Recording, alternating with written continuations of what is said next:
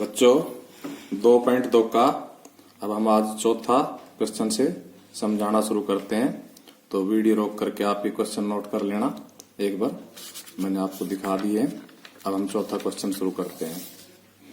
तो हमारा सवाल है, दो संख्याओं का योग 95 है। यदि एक संख्या दूसरी से 15 अधिक हो तो दोनों संख्याएं ज्ञात कीजिए। हमें देखो दोनों संख्याएं ज्ञात करनी, तो हम मान लेते हैं, माना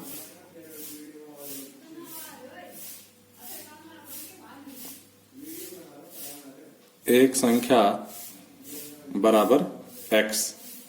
देखो अब उसमें दिया हुआ है, यदि एक संख्या दूसरी संख्या से 15 अधिक हो, यानी कि ये जो एक संख्या हमने मान ली ना, ये दूसरी से 15 अधिक है। यानी कि अगर हम इसमें से अगर 15 घटा देंगे तो दूसरी संख्या आ जाएगी, क्योंकि ये 15 अधिक है तो इसमें से 15 घटा देंगे दूसरी आ जाएगी, इसलिए दूसरी संख्या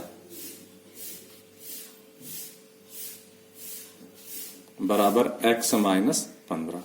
अब देखो अकॉर्डिंग टू क्वेश्चन, प्रश्न के अनुसार क्या कह रहा है, दो संख्याओं का योग 95 है। तो इसका और इसका जोड़ हम कितना कर देंगे, 95 कर देंगे। पहली संख्या और ये दूसरी संख्या, और जब इसको ब्रैकेट में रखेंगे क्योंकि इसमें दो मान है, एक x और एक माइनस 15, इसलिए ब्रैकेट में रखेंगे। और बराबर इनका कितना है, 95, योग 95 बताया। ये समीकरण बन गए, इसको हल कर लेंगे। देखो x में x जोड़ेंगे तो 2x, और ये 15 उधर चला जाएगा तो उधर जाके क्या हो जाएगा, ये 95 में जुड़ जाएगा।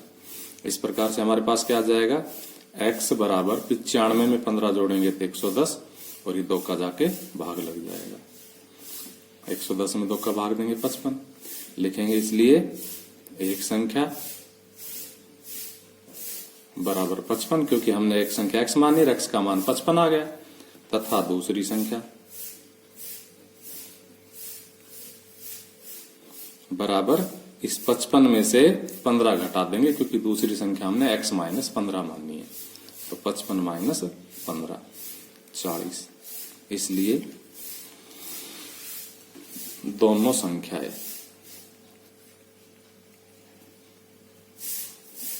बराबर 55 और 40 आंसर। क्वेश्चन नंबर 5,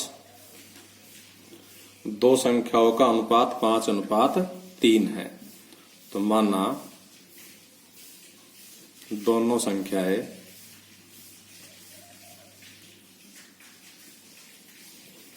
बराबर 5x व 3x। देखो बच्चों जब ये सवाल हम करेंगे तो जब हमसे अनुपात देगा, हम उस अनुपात के साथ में x लगा के उनको मानना करेंगे। इस तरह से हमारा सवाल हल हो जाता है। तो दो संख्याओं में अनुपात दिया 5:3, इसलिए हमने उन संख्याओं को मान लिया 5x और 3x।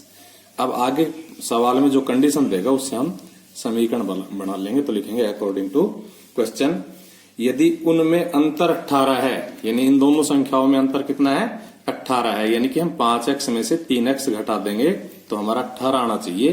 तो according to question 5x minus 3x बराबर 18। तो समीकरण बन गई, बहुत आसान समीकरण बनी है।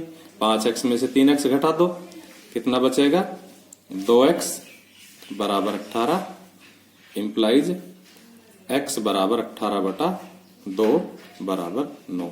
देखो अंत में हमसे क्या पूछा, संख्याएं ज्ञात कीजिए। तो हम लिखेंगे, इसलिए संख्याएं, हमने एक क्या मान रखी है 5x, और x का मान हमने अभी क्या निकाला है 9, तो 5 × 9 45। और दूसरी क्या आ जाएगी, तथा दूसरी हमने मान रखी 3x, और x का मान हमने अभी क्या निकाला है 9, तो 9 × 27। इस तरह से वो दोनों संख्याएं आ गई। क्वेश्चन नंबर 6, देखो छठा जो सवाल है वो हमारा 3 लगातार पूर्णांकों का योग 51 है। तो पूर्णांक हमें ज्ञात करने हैं। तो हम लिखेंगे, माना 3 लगातार पूर्णांक बराबर x, x+1, x+2। देखो अकॉर्डिंग टू क्वेश्चन देखो इन पूर्णांकों का योग कितना दिया हुआ है, 51 दिया हुआ है। तो पहला पूर्णांक जमा दूसरा पूर्णांक जमा तीसरा पूर्णांक बराबर 51। देखो बच्चों इसमें ये x और ये x जुड़ के 3x हो जाएगा और 51 में से 1 और 2 घट जाएंगे, -1 -2। तो इस प्रकार से हमारे पास क्या आ जाएगा, 51 में से 1 गया तो 50 और 50 में से 2 गए तो 48 और ये 3x है तो 3 का यहाँ आके क्या हो जाएगा भाग, 3 एकम 3 3 6 18 लिखेंगे। इसलिए 3 लगातार पूर्णांक बराबर 16 17 18। क्योंकि बच्चों हमने पूर्णांक क्या माने थे क्रमागत, x + 1 x + 2। तो x का मान क्या आ गया हमारा 16, इसलिए 16 17 18 आंसर। क्वेश्चन नंबर 7, 8 के 3 लगातार गुणजों का योग 888 दिया है। तो हम लिखेंगे माना 8 के 3 लगातार गुणज बराबर, एक तो हम x मान लेंगे, फिर एक x + 8 मान लेंगे, फिर एक x + 16 मान लेंगे। क्योंकि बच्चों x का मतलब है जो भी ये 8 का गुणज है, x इसमें 8 का भाग जा रहा है, अतः ये 8 का गुणज हुआ। फिर ये लगातार है, इसलिए अगला जो भी गुणज 8 का था उसमें 8 जोड़ने से आएगा, उससे अगला 16 जोड़ने से आएगा। अकॉर्डिंग टू क्वेश्चन, प्रश्न के अनुसार इनका लगातार जो गुणज इनका योग 888 अर्थात x जमा 8 जमा x जमा 16 और इनका योग कितना हो जाएगा 888। इम्प्लाइज देखो बच्चों x जमा x कितना हो जाएगा 3x बराबर 888। इसमें से ये 8 भी जाके घट जाएगा और ये 16 भी जाके घट जाएगा और इस प्रकार से x बराबर क्या हो जाएगा 888 में से 8 घटाओगे तो 880, 880 में से 16 घटाओगे तो अपन घटा के देख लेते हैं एक बार। 880 - 16, 10 में से 6 गए तो 4 और 7 में से 1 गया तो 6, 864। तो हमारे पास आएगा 864 और 3 का हम भाग दे देंगे, 3 दूनी 6, 3 8 24 और 3 8 24 लिखेंगे। इसलिए 8 के 3 लगातार गुणज बराबर, एक तो हमने x माना, x का मान 288 आ गया। दूसरा हमने माना है x + 8 तो इसमें 8 जोड़ दो 296। तीसरा 288 में 16 जोड़ दो तो 304। तो ये 8 के 3 लगातार गुणज हो गए जिनका योग 888 है। अब आते हैं क्वेश्चन नंबर 8 पर। तो देखो 8वां सवाल है, 3 लगातार पूर्णांक बढ़ते क्रम में लेकर उन्हें क्रम से 2, 3 तथा 4 से गुणा करने पर योग 74 प्राप्त होता है। यानी कि उसी प्रकार 3 लगातार पूर्णांक हमने मानने हैं, जैसे छठे सवाल में माने थे। तो माना 3 लगातार पूर्णांक बराबर x + 1 और x + 2।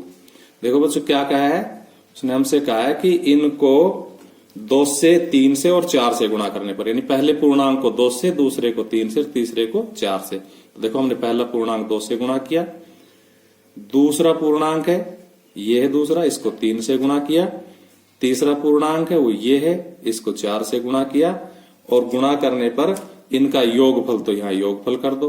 पहले पूर्णांक का दुगुना, दूसरे पूर्णांक का तिगुना और तीसरे पूर्णांक का 4 गुना। इनका योग कितना प्राप्त होता है 74 प्राप्त होता है। तो इस प्रकार से जैसे जैसे सवाल ने कहा हमने वैसे वैसे कर दिया, हमारी इक्वेशन बन गई। तो देखो बच्चों अब 2x ऐसा कैसा, इस 3 का गुणा करेंगे अंदर ब्रैकेट में तो 3x और 3 एकम 3, फिर इसका 4 का गुणा करेंगे तो 4x और 4 दूनी 8 बराबर 74। इंप्लाइज देखो 2x 3x 5x और 4x 9x बराबर 74। देखो बच्चों ये 3 और ये 8 उधर जाके घट जाएगा। इस प्रकार से हमने 74 में से 3 घटाए तो 71 और 71 में से 8 घटाए तो 63। और बच्चों देखो ये 9 है ना, x से गुणा हो रहा है तो उधर जाके क्या हो जाएगा भाग, तो 9 7 63। अंत में हमसे पूछा गया तीनों पूर्णांक ज्ञात करो, तो हमने पूर्णांक ये मान रखे, तो x का मान यहाँ 7 रख देंगे, यहाँ 7 रखने से 8 आ जाएगा, यहाँ 7 रखने से 9 आ जाएगा। तो लिखेंगे इसलिए 3 लगातार पूर्णांक बराबर x का मान 7, फिर 7 जमा 1 8 और फिर 7 जमा 2 9। तो इस प्रकार बच्चों ये 8वां सवाल हुआ। अब क्वेश्चन नंबर 9, अब हम 9वां सवाल हल करते हैं। तो क्वेश्चन नंबर 9वां सवाल है, राहुल और हारून की वर्तमान आयु में अनुपात 5:7 है। तो हम लिखेंगे माना राहुल की आयु बराबर x तथा हारून की आयु, बच्चों थोड़ा ध्यान भंग हो गया था, ये अनुपात का सवाल है तो मैंने आपको बताया था कि अनुपात के सवाल में 5:7 इनकी आयु का अनुपात है, तो हम अनुपात के साथ में x लगा के आयु मान लेते हैं। तो ये कितनी मान लेंगे 5x और ये कितनी मान लेंगे 7x। अब हम अकॉर्डिंग टू क्वेश्चन करते हैं इसको प्रश्न के अनुसार। प्रश्न क्या कह रहा है, प्रश्न कह रहा है 4 वर्ष बाद, तो देखो ये आज की आयु राहुल की और ये आज की आयु है हारून की। 4 वर्ष बाद तो इसमें भी 4 जोड़ दो और इसमें भी 4 जोड़ दो, अभी 4 वर्ष बाद की आयु हो गई। उनकी आयु का योग 56 वर्ष हो जाता है, तो ये दोनों की आयु का योग है, इसको 56 कर दिया जोड़ करके, तो बराबर 56। ये हमारी समीकरण बन गई।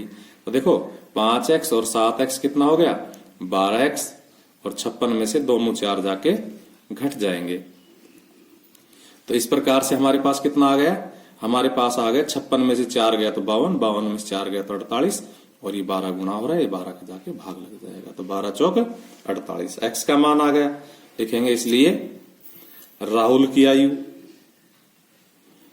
तो देखो बच्चों हमने राहुल की आयु कितनी मान रखी है, हमने राहुल की आयु मान रखी 5x और x का मान कितना आ गया 4, तो 5 चौकू 20 वर्ष। तथा हारून की आयु बच्चों हमने कितनी मान रखी है 7x, तो 7 और x का मान 4 आ गया, तो 7 चौक 28 वर्ष। आंसर